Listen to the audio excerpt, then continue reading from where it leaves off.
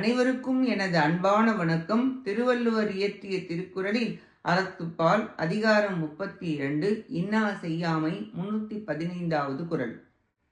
அறிவினான் ஆகுவது உண்டோ பிறிதின் நோய் தம் நோய் போல் போற்றா கடை.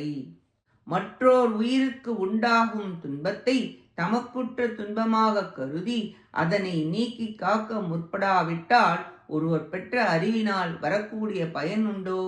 உன் தேவைக்காக மற்ற உயிர்களை துன்புறுத்தாதே, கவனக்குறைவாக கூட துன்பப்படுத்தாதே. இன்னொரு உயிரின் வருத்தம் உன் வருத்தம் போலதான் இருக்கும். ஒரு உயிருக்கும் நம்மால் துன்பம் வரக்கூடாது.